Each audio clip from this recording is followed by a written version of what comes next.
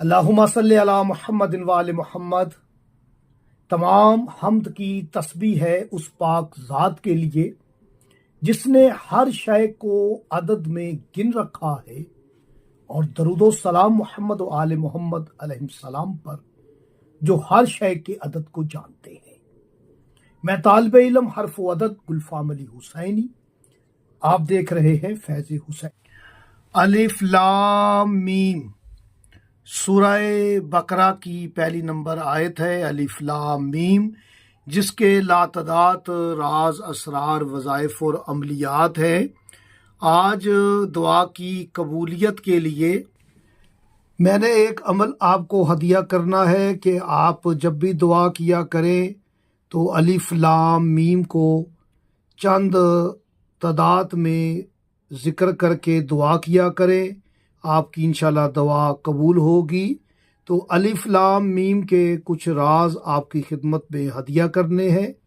سب سے پہلے آپ الف لام میم کے 3 حروف ہیں، آپ انہیں ملفوظی شکل میں لکھ لیں۔ یعنی الف 3 حروفوں کا مرکب ہے، لام 3 حروفوں کا، میم 3 حروفوں کا مرکب ہے۔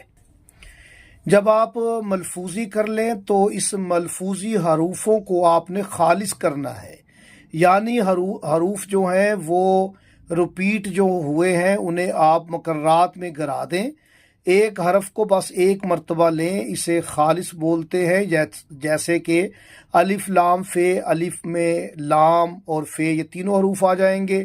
اب لام میں لام الف میم ہے اور لام نہیں آئے گا، الف نہیں آئے گا کیونکہ یہ الف میں آ چکا ہے، اور میم کا میم نہیں آئے گا، چھوٹی یہ آئے گی، اور میم نہیں آئے گا۔ آپ کے پاس اس کے 5 حروف آ گئے۔ آپ ان کا عدد قمری لے لیں، جیسا کہ الف کا 1، لام کے 30، فے کے 80، میم کے 40، چھوٹی یہ کے 10۔ یعنی یہ الف لام میم کا خالص عدد ہو جاتا ہے 161، 161 کا عدد ہو جاتا ہے۔ یاد رکھیں کہ یہ عدد امیر المومنین علی بن ابی طالب کا عدد بھی ہے۔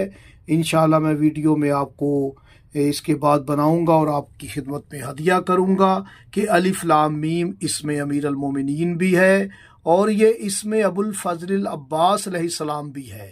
اس پر بھی انشاءاللہ میں ویڈیو بناؤں گا کہ مولا عباس کا اسم اس میں چھپا ہوا ہے۔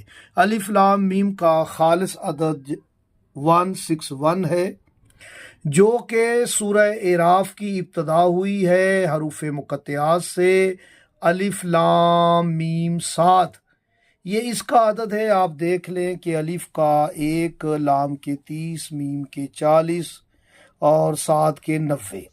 آپ انہیں جمع کر لیں، 1 جمع 30 اور جمع 40 جمع 90، تو وہی عدد آ جاتا ہے 161، جو کہ الف لام میم کا خالص عدد ہے۔